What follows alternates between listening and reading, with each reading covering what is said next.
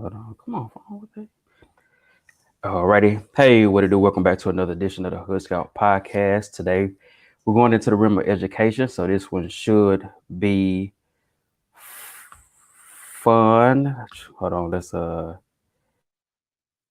hopefully okay, we're good. Should be fun. Without further ado, tell the people who you are and where you're from. Hi, everybody. I'm Nakia Webster. I am from Dallas, Texas, more specifically Pleasant Grove. And I'm the founder of Lion of Judah Montessori.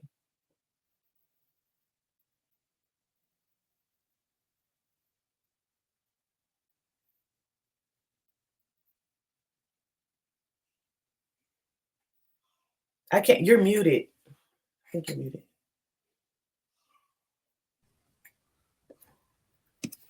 Okay, my bad. I was saying before we lead up to where you are now. I know I found you because I was looking up different schools and stuff like that. Kind of tell me a little bit where you're from, and then we'll lead up to how you kind of got into education.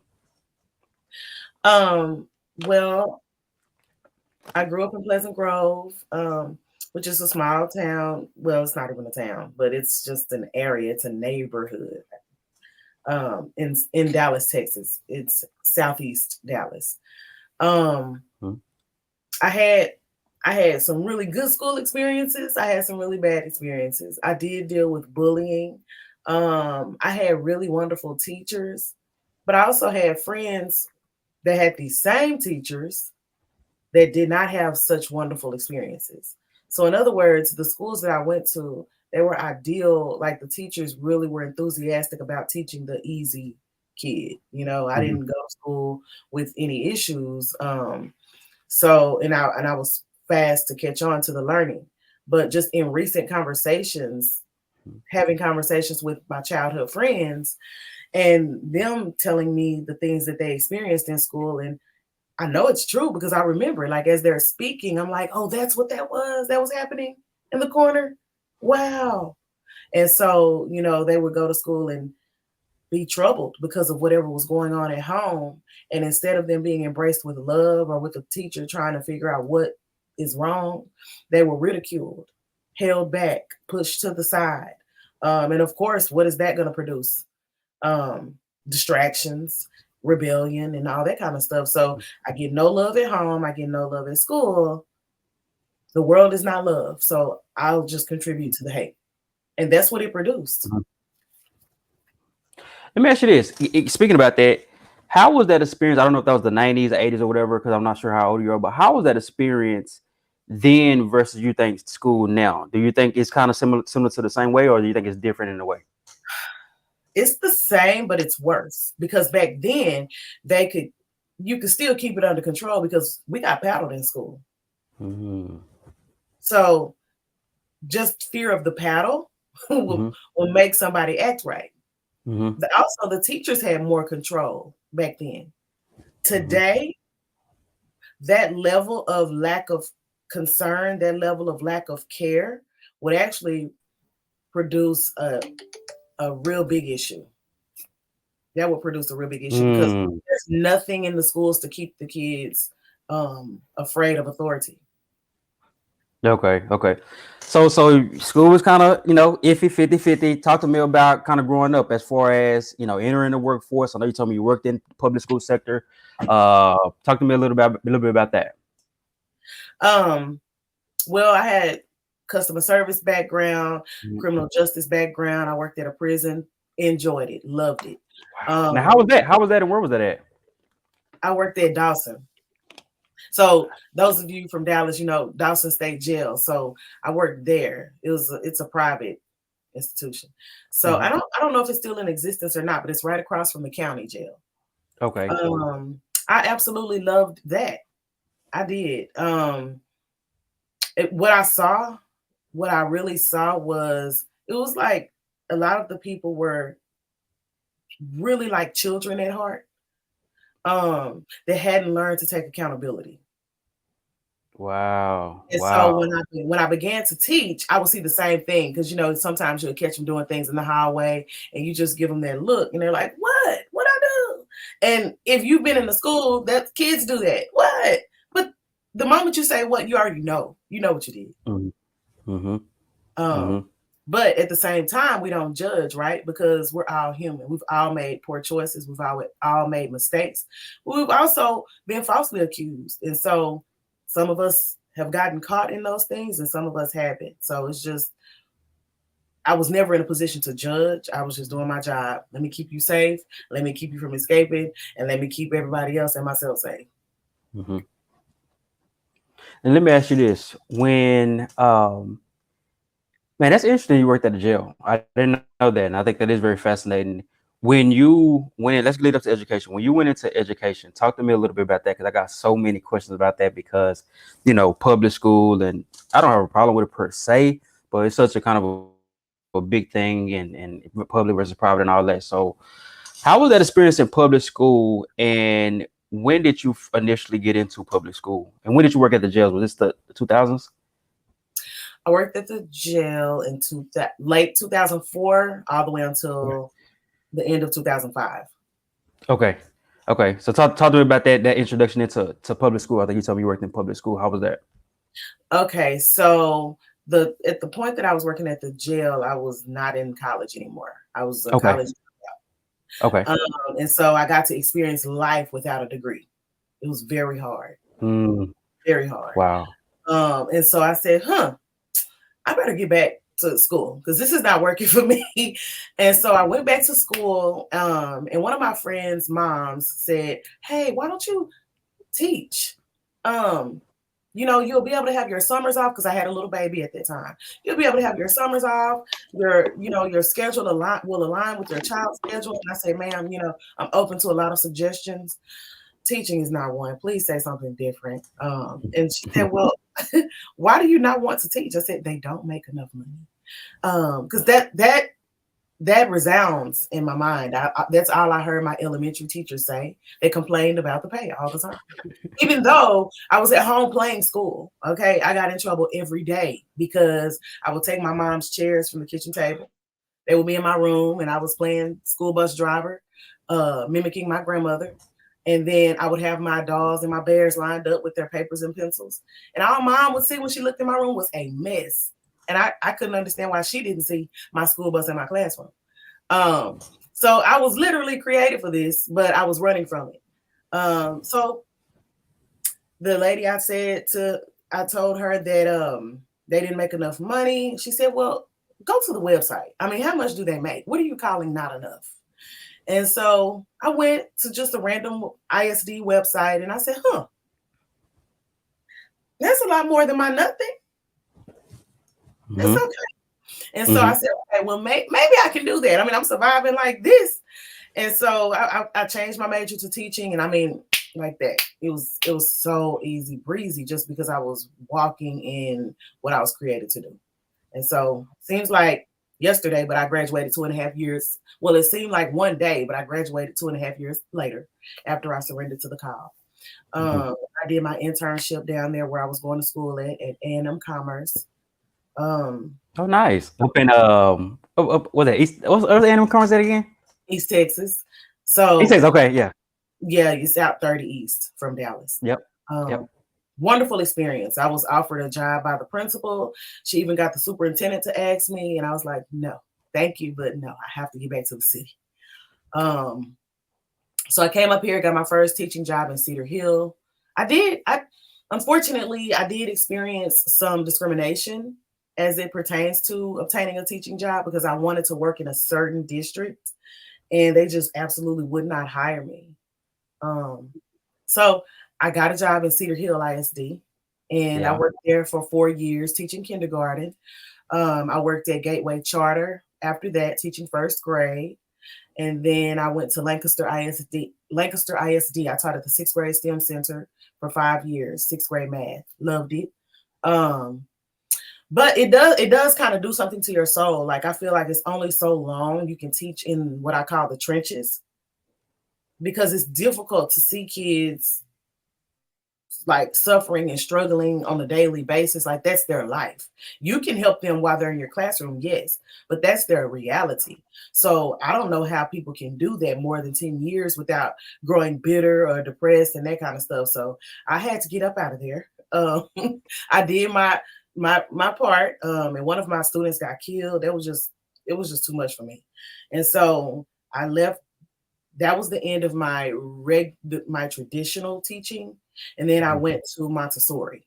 So my last 5 years of public education were in Montessori, but it was Let me public Montessori.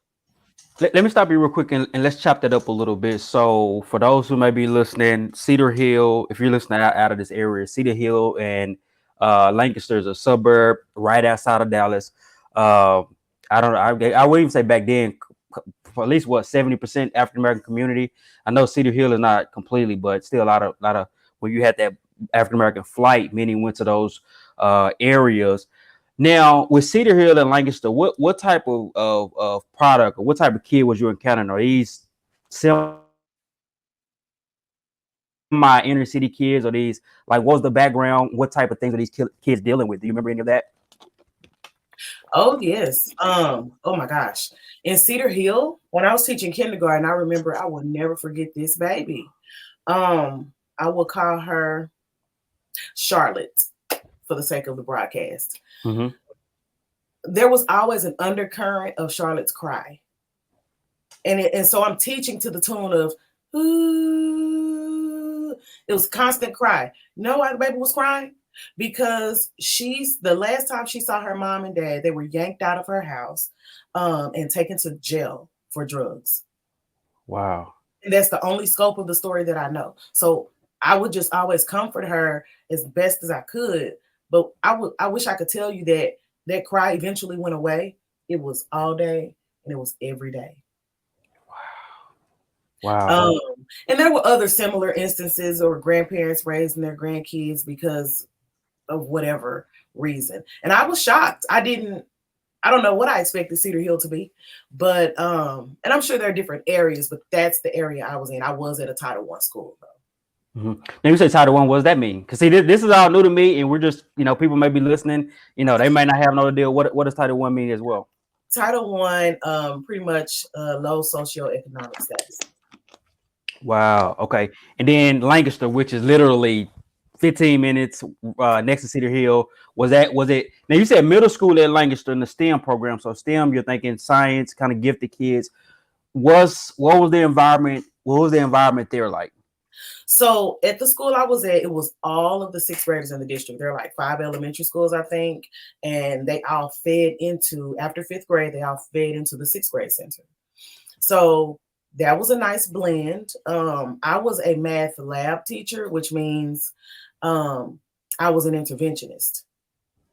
And so I would get kids. There were a couple of schools I would never get kids from because those schools were thorough in establishing a solid foundation. So I would always know what schools they were from. And I would just do my best to close those learning gaps because sometimes they would be as huge as on a first grade math level. Wow. So I Wow. had to make the learning fun. I had to make sure they didn't miss a word of the instruction because math, you have to follow every step or you will be lost. Mm-hmm. So how was it? Let me just say I saw a lot of flashbacks from when I was in the prison, like some of the similar things. And I was like, look, so what they don't know is I'm not only intervening mathematically, but I'm trying to intervene so that your life doesn't go down the wrong path. Mm-hmm. Um, It's interesting because I was looking at some data yesterday, which really this led me to contact you. So it's funny how that works. But I was looking at some data, particularly in the inner city, but I looked up some in the areas we named,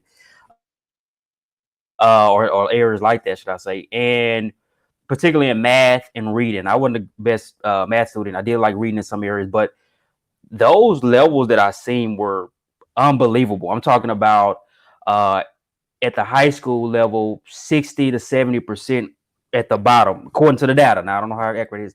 At the bottom, one school had a 6% reading level or math level. I'm like, what? That almost like nobody in the school can do math. Now, knowing kids are struggling in certain areas, did those kids act out? How did the kid actually deal with not necessarily knowing how, and then also how much do you think either the school played a part, like you just said, you can tell when some kids come from some schools, how much do that play a part, or how much do parent involvement play a part in it? Because I was telling somebody recently, I heard a person say, I was encouraging them to, go to parent teacher meeting and all that. And they was like, why do I gotta go to that? If they want me, they'll call me. So it's like, how much is that parental involvement important as well? Kind of speak to those few things. Well, again, the sixth grade center, this was all the sixth graders in the district. Mm-hmm. So we had at least 500 kids. Woo. We would have parent night. We would have all sorts of game nights. And on a good turnout, it might have been about 10 or 15 parents. Wow. Yeah. So this was going on even back then. Yeah. And this was, I worked there from like 2013 to 2018. Wow. Why? Just not involved? Just what were you? What's the 411? Just not showing up? Just you don't even know? It's a lot of different reasons, it's kind of sad, but sometimes it's the parents are working. Okay. They're working and they have to provide. And I'll give you an example. Even me being here at Lion of Judah, I wasn't at my daughter's meet the I would go to meet the teacher and stuff like that. But I mean, they would have a lot of events last year, and I felt horrible because even I couldn't go. Mm-hmm. Mm-hmm. And I'm not married, I couldn't go. So how do I duplicate myself? Because me going there would mean that I dropped the ball in my business that I'm trying to get off the ground, and I can't do that. Now, was that everybody's case in Lancaster? Of course not. No. But there were some parents that really, really did have to work. They had other kids. They're trying to survive. They're in survival mode. They don't care about a parent night. But then there are some, they had time. They just had other priorities. Okay. And then how are those students handling, like you said, those who were maybe not exceeded in those areas of math or whatever? Did you see more acting out? Oh yes. But God has gifted me. I do have a special gift to just get some kids to act right. And one of the greatest gifts is love. They knew I loved them. So they would have to come by and see me every morning. I mean, it was even kids that I was not their teacher, but they had to come by and see me every day. They just needed me to say something. I mean, if it was good morning or pull your pants up, they just wanted me to say something. Mm-hmm. And then they would go and have a good day. I had a rule in my classroom too, which was no, you can't fight in here. You have to beat me up first. And so because fighting was a thing, okay? And I remember one day I was absent. It was a pre-planned absence. So I guess they forgot. And about third period, the principal came on the announcements for teachers to submit some paperwork. And so one of my students went to the office to turn in something for me, or they were asking like what to do because I wasn't there. And that's when the office became aware that I wasn't even there. My class literally ran itself for 3 class periods. Wow. And these were not the top kids of the school. These were the fighters. These were the ones that would get suspended quite often. But that just goes to show that if you give the kids that love, that's first, because teachers, they'll try to come in and mimic another teacher, but you have to mimic my love too. And so you have to first give them that love. They have to know that you care. And once you show them that you care, oh my gosh, they will love you. They will love you. And they will do everything you ask them to do. And they're paying attention even when you think they're not. Mm-hmm. That love is an interesting thing because I think so often everybody's, stick to the book. I got to teach. But love is very powerful. And especially maybe you're not getting it at home. Maybe you are. But, I think that's something our community has kind of lost a little bit is let me love the kid first. Like regardless whether I think they're academically excelling or not. If I show love, that'll interest them. I want to hit on another point you raised, the fighting thing.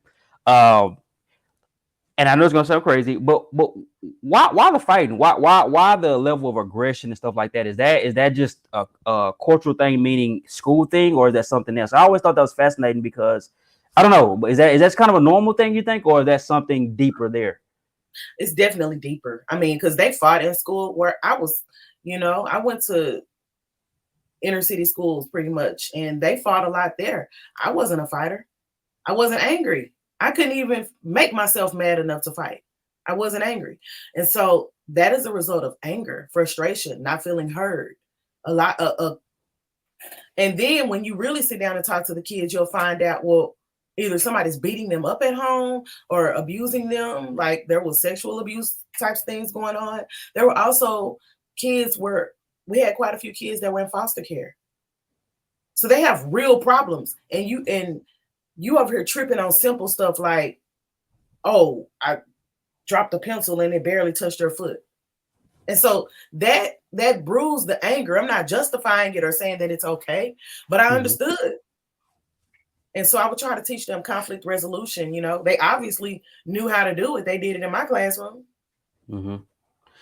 What was this, you know, the way that you handled the kid, you know, that love that you showed them, your philosophy of teaching or whatever, do you think that was a common thing as far as with other teachers as well? No. Wow. We say no, what type of way do you mean no? It wasn't common. I saw a lot of different approaches. I saw teachers trying to be their friends. That backfired every single time. Wow. Now I remember that I laughed because there was a mad teacher behind me, Mr. Brown. And so I'm sure he doesn't mind me saying his name. But it's a lot of Mr. Browns. Let's be fair. The school counselor, like, she knew if we got a new student that might have had some diagnoses and things like that, she knew that she better tell me and Mr. Brown, because if not, we'll set them off. And it's unintentional, but we demand the structure. You cannot come in our rooms acting crazy.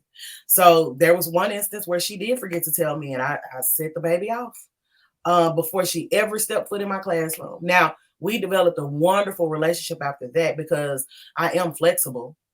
I just need to, if I'm not aware that you cannot just take simple instruction and follow it, then, you know, we'll have a problem.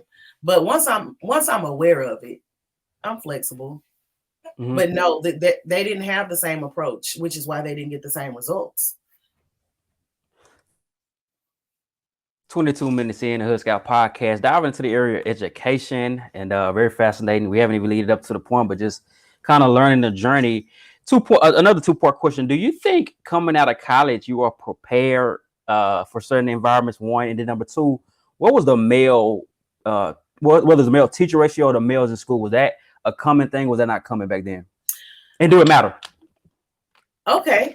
I'm glad you asked that first question. So, you know, we've had a lot of discussions, we as in educators, right? We've had a lot of discussions due to a lot of news stories and different things. My personal opinion, you should be at least 15 years older than the students that you teach. Wow. Because can I call you sick? Because you're 22, attracted to an 18-year-old. Wow, that's interesting. Yeah. Yes, there's a code of ethics.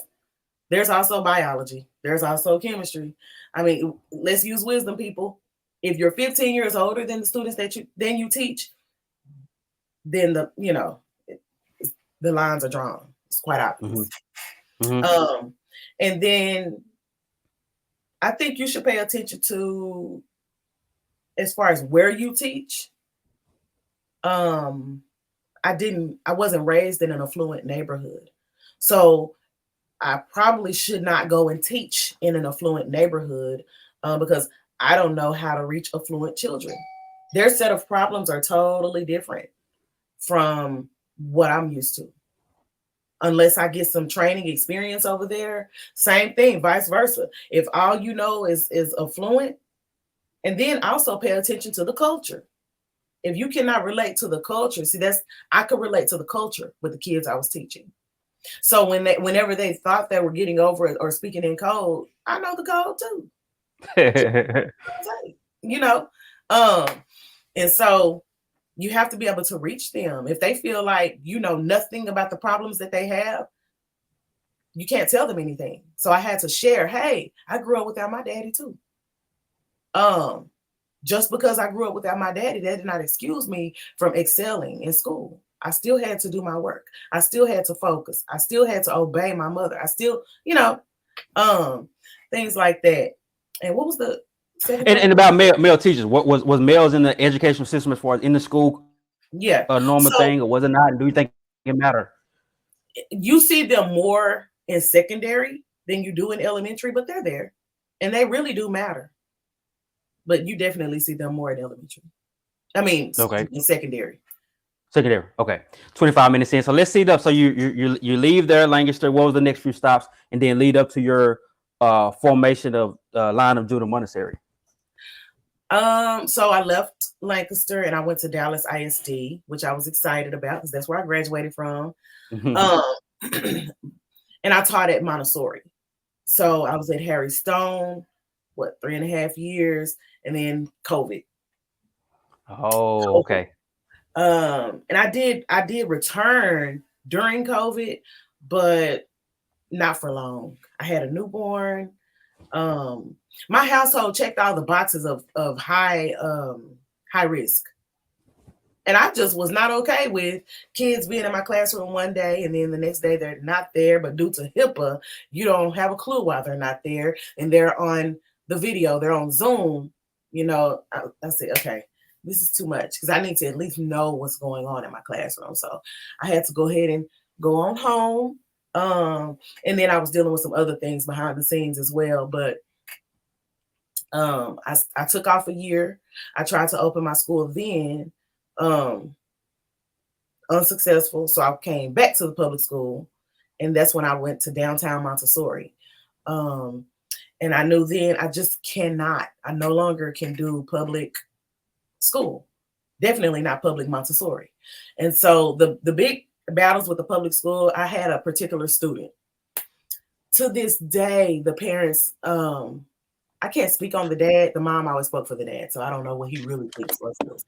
But I had a student who really struggled to read or do any of the things, and the child was in 3rd grade. And I'm looking at records. I'm trying to figure out why there's nothing documented. Well, you do know there was a difference in race between me and his previous educators. And so now the mom thinks I'm crazy because I'm trying to get her to help me get this baby tested and get the accommodations in place. Because if the accommodations are not in place, a teacher that doesn't care will overlook the child, and the child will just be pushed to the side and fall through the cracks. So everything that I was trying to prevent from happening, the parent was accusing me of doing. On top of the child had an issue with honesty. And I know this because I dealt with it personally in the classroom, but also the child confided in me. And he will tell me things that he did at home. So that means that parents, he was dishonest too, but yet you believed every word he said, which would make me look crazy, which will make you feel better because you don't want to think that your child may have a learning difference. But that's not the end of the world. You just need to know how your child learns. And the teachers that come after me need to be held legally accountable for giving the child the accommodations. I'm the type of educator, I don't need a diagnosis. I don't need the law to tell me this and that. I'm going to give the child what the child needs in order for the child to be successful. And so the parent fought me tooth and nail, she made my year really, really, really, really hard. Said some of the most horrible things to me, accused me of the most ridiculous things. And finally, at the end of the year, we were in a conference. It was the decision for her to finally say, yes, y'all can go ahead and test them.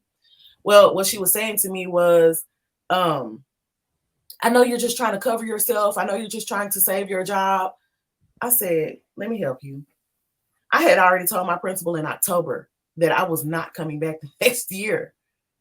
She had been my principal before at a previous school, so she knew me. And I told her, I can't do this. I can, but I won't. I don't want to. It interferes too heavily with my peace.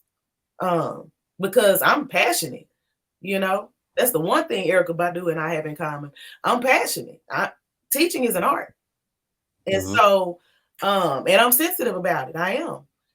And so to hear those things, it's like, if it were true, okay. But it's not. And so once I told the parent, I said, hey, I'm not returning next year. I'm not trying to protect anything for me. I'm trying to protect your child. And once she heard me say I wasn't returning, she hung up. She got off the call because now she has to deal with something, because that means all her theories are false. Mm-hmm. And to this day, I hadn't seen her again since then. Did she ever apologize? No, but I guarantee you she's realizing something. And I just pray for the child and hope that he's okay. Yeah. Speaking of teachers and mental health and everything, a lot of teachers, not a lot, but you hear quite a bit, are either leaving the profession or cautious about joining the profession. I want a two-part again. Why is that? And then what do you think that whether schools or principals or that type of culture, that leadership culture, could do different to better run their schools, if that makes sense, and if they have that power? So it does make sense. And when I was teaching in Lancaster, my principal and assistant principal, the administration, period, they did a great job at protecting the teachers. One thing we had no excuse about is why we couldn't go in there and teach. We could never blame it on a parent harassing us. And I had some parents that weren't always happy with the things I did or said. But they also didn't know the whole story of things, But I didn't even have to fight those battles. My principal and assistant principal always handled it. Well, that's in Lancaster. You can kind of do a little more over there. But in Dallas, it's a lot more politicky. And so there's really nothing. I mean, if you're going to remain in the public system, you have to bow to the system. That's why I left, because I refuse. But unless you're just bold like that, but then what principal is going to go through all that trouble and then put their job on the line? So do they know right from wrong in their minds? I think they do. Some of them, I do think they get brainwashed to just believe whatever the system, But and the reason, what principles are we standing on? Because they're not biblical. Interesting. To everything at this point. If a parent goes and says, "Hey, my child wants to be called green," you better call my child green. Yeah. So yeah. What parameters do we have? Wow. 32 minutes in. So when you left there, was that kind of the genesis of you finally getting your own Montessori off the ground? And talk to me about that process as well. Yes. So like I said, I knew in October of 2022 that was going to be that was my exodus for the public school system. Not only because of that, the parent issues, and it was more parents than that, but they all had come to see the light and apologize to me before it was over. This other one, but the other issue was the STAR test. Hey, you thank you. I was gonna ask you and I forgot that. Because that's another bit, and I hate that, but it's like this testing thing with these kids. Talk about that, because that is a real thing, and it's a lot of tests, and I feel a certain way, and that started back when I was in school. So twofold, I thought it was a great thing because I always excelled. Hey, my test scores caused me to not have to write the junior level essay because I didn't want to write an essay anyway. So it helped me a lot in college, but that was just me. And then when I became a teacher, I realized, oh, this is hurting kids. This is hurting their self-esteem. It either gives them a boost or it destroys them. And I saw that a lot at the 6th grade center, because when the kids would get their results, they would either burst out in this extreme shout of excitement, or they go into a corner and they're crying. And so for whatever reason, I couldn't even see the ones that were excited. I could see the ones that were crying, and that bothered me. And now fast forward, I get to Montessori. Of course, they do well because Montessori is the best type of education a child can receive. And so they do exceedingly well. The problem is the district, they give an assessment every so often, but the main one that's tied to the teacher pay is in December. And if those kids are not testing on a certain level and haven't mastered certain state standards, they will refer to as the TEKS. If they haven't mastered that by then the district sends reinforcement in as though the teacher can't teach. It interferes with the scope and sequence of Montessori, because it's certain stages and it's certain ways and it's certain times that children are ready to learn certain lessons. So the Montessori materials should not be used as manipulatives to support your lesson. That's not what that is. It is a curriculum, and it is a material that you should use as you're teaching the Montessori curriculum. But with the pressure from the state like that, what teachers end up doing, and I'm guilty, I did it when I was teaching 4th and 5th grade, because we had 6 different STAR tests to cover. and we better have a certain score by a certain point, or we're going to get all this interference. And so that interferes with the truth of Montessori, because the way we operate, if you leave the kids alone, if you stop the interference, and if you stop trying to determine when they should know what and just let them naturally do it, by the end of the year, they are where they need to be. And they understand it with a much deeper understanding than traditional learners. Now, would that ever be allowed? You know, the big district, the public school, would it ever be allowed where the kid can learn at their own pace? Let's be honest. So I left because I got tired of fighting that fight. Like, I'm the type of person, I mean what I say. Like, I mean what I say, and I say what I mean, and I do what I mean, and I do what I believe. And so, I mean, after talking to Blue in the face, you be in staff development meetings that are complete oxymorons. I'm not okay with that. And you're literally in the meeting, you're trying to ask the presenter, okay, so how do you suggest, like, how can we marry the two? And they're trying to convince us that this is doable. No, it's not. Not if y'all won't leave us alone. No, it's not. Because you're trying to. So, in my opinion, if a district is going to allow Montessori schools, leave them alone. Give them some sort of immunity. Give them some sort of exemption if you really want it to be Montessori.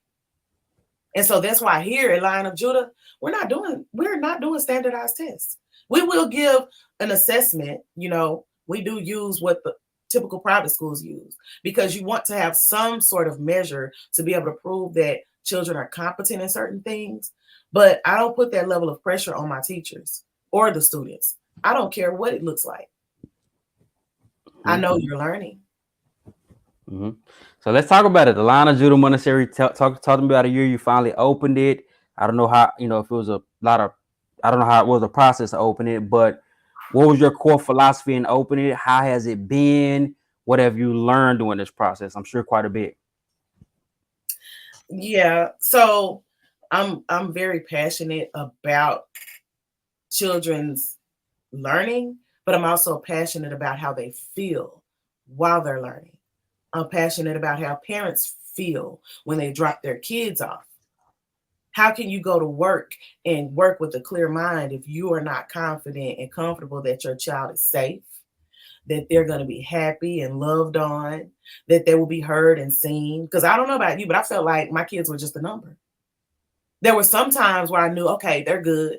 But even then, they're good while they're with their teacher. What happens when they go to lunch? What happens when they go to PE? What happened? They're just another number. What about when they go to the bathroom? My son had to fight.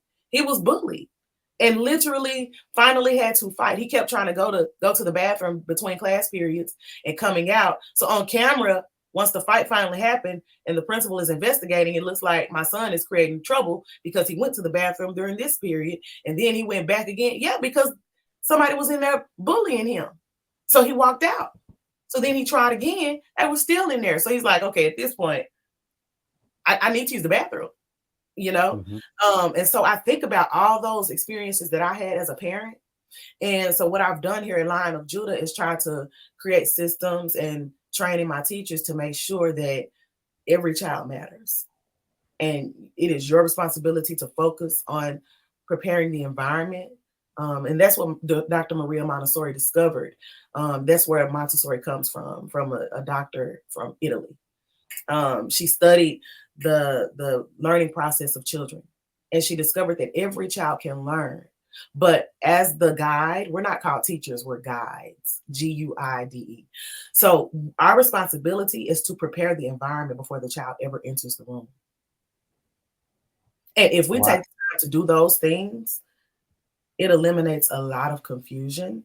The children are highly engaged in the work. Now, I did plant the school right here in South Dallas, right in the heart, in the middle of the inner city. So guess what? There's a process called normalizing. And what that means is when they first come in, of course, they may be a little loud. They may be a little disorderly. But that doesn't mean they can't learn how to tone it down. It doesn't mean they can't learn how to handle the materials properly. It doesn't mean they can't learn how to clean up after themselves, just home training and things like that. So what I wanted to do was level the playing field. Because if you drive a little further north, you'll see Montessori schools everywhere because they know. And so if all the Montessori schools are up north, what do we have here? The playing field starts out unleveled. Ooh, man, I didn't even think about that. And I'm 32, and I'm telling you, I'm like, what is Montessori? I keep hearing Montessori. I keep hearing this word, and you have to tell me that's literally named after a woman and so on and so forth. That I thought that was interesting. I want to pause this and then circle back. I've heard something. And I want to get your thought on it. This idea or this theory that there's a school to prison pipeline. Is that a real thing? Talk a little bit about that. We're going to circle back to where you are now. It is absolutely a real thing. And I remember one of my high school mates, Darian Butler, he donated one year when I was teaching at the 6th grade center. I asked for donations, and Darian is the only one that donated $250 so that I could purchase belts, combs, brushes, hair grease, gel, and just the different things that kids needed that was causing them to be put in school suspension. Because I already understood what the statistics showed. There, in school suspension, that room was just solid concrete walls. There was nothing beautiful about it. They were just in little cubicles. And I understand, like, you have to do what you have to do. You can't have the distractions in class. I think there is a place in a time and a certain type of student that should be there until they can get it together, but not the one that doesn't have a belt. Not the one that refuses to take their hood off because their hair is messed up. They're embarrassed. Not the one that needs a haircut or, and so I couldn't control everything, but that was my little contribution. I just kept that stuff in my classroom. Hey, here, you can wear it for the day because I don't want to see you in ISS. I need you here. I need you in class. But yes, that is a real thing. And sad to say, sometimes by the time they get to middle school, they're already mentally institutionalized. Wow. Okay. Wow. That's deep stuff. About 42 minutes in, we're going to wrap it up. I want to be mindful of your time. You said something fascinating about, Montessori's out north. And if people from don't know, out north past South Dallas, you get into the nicer areas or whatever. That beginning of that kid, kind of getting that right. You talked to me yesterday a little bit on our phone conversation about environment and stuff. Speak a little bit about that. Why is that important? What's the ages of your Montessori? Kind of speak to a little bit of that type of stuff as well. So Montessori, like it starts at birth. I'll give you simple. When my baby, the moment our babies can sit up and hold their head, we begin to put them on the potty. And I did this at home. And so potty training wasn't even really a thing. It was just natural. If you just naturally do it as they're ready for it, it's easy. When you teach, and so Montessori, there's a thing that we have called a respect agreement or relationship agreement. And so the instructor or the guide has expectations that they explain to the children that they want. And then the children explain to the guide what they want. And then there's a child-to-child relationship. And then there's a child-to-environment relationship. So we're teaching them to respect the environment, to respect each other, to respect authority, and vice versa in the classroom. So guess what happens when they go outside? You know what it'll look like in South Dallas? Hey, Dad, why did you just throw that on the ground? We should respect our environment. Can you pick that up? They'll start cleaning up at home. When they make a mess, they will feel responsible for getting it up. We just had the 4th of July. We were on our way home. I could not believe. I don't know why I couldn't believe it, but it's still mind-blowing to me. Why did they leave all this trash out here from the fireworks? You did that. Get it up. But no, it's just there. We're just going to drive around and look at it. No. And so that is one of the main reasons that I intentionally put Lion of Judah Montessori right here in South Dallas. That's a lot there. And I don't, that's something I've always wondered. Being from the inner city, I'm from Highland Hills. If you know, that's really or Oak Cliff, so that's inner city. I've always wondered what's the psychology behind feeling like we can destroy our things, whether it's trash or whether it's looking a certain way. And I remember growing up, man, a couple neighbors, specifically one guy who would always get upset if you walk on his lawn and throw trash. And at that time, I was like, "What is this grumpy old man?" But when I became an adult, I was like, "I get it now. I get the make sure that you respect your environment, your yard, your." But at that time, I didn't get it, and it's interesting that you say that because I don't know the psychology behind. I don't know if it's we don't feel like we're owners of it. We never been taught, but I don't see it. It irks me when we can just throw trash on. It's like no, you got to take ownership of that. Keep your environment decent and in order. But that seems like it's an issue that we have that I see as well. So that's interesting that you say that. I want to be mindful of your time. We're 45 minutes in. Let's do about 2 or 3 more minutes. What's your goals? What's your school? Where can people learn about it? How does the funding work? Talk to me a little bit about the nuts and bolts of it, and then we can wrap it up. So a few more minutes. Okay. Well, we serve kids. This past year we were serving 6 weeks to 12 years old. Now we'll go all the way up to high school graduation in small learning pods. So we're all day, Monday through Friday for birth to 12 years, which is sixth grade.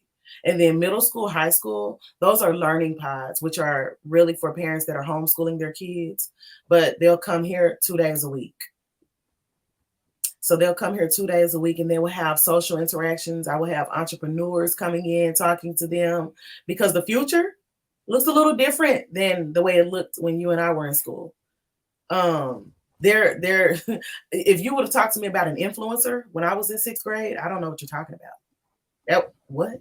And so we need to let them see the realities of what their future could look like. And then there's also something that we're incorporating called prompt engineering, because we have to work with the AI. It's not going anywhere. So let's work with it and we can show them truly how to do a lot of things with that. And parents can find us www.lojumps.org. So lowjumps.org. And they can also reach us at 214-613-2817. All right. 47 minutes in. Another episode. If you're watching, it's going to be a little laggy, but I think the audio was good, and I think you said some really good stuff. A lot to think about if you're a parent and student alike. So 47 minutes in, I think we'll wrap it up right here. Thank you. Let's stay in touch, and I hope the best for you because I think leading with love in that environment, that kind of philosophy that you said was so important. And I hope that's something that I'll be interested to watch your journey because I can see that being something that parents can gravitate towards. Thank you. I appreciate you. All righty. Take care. You too.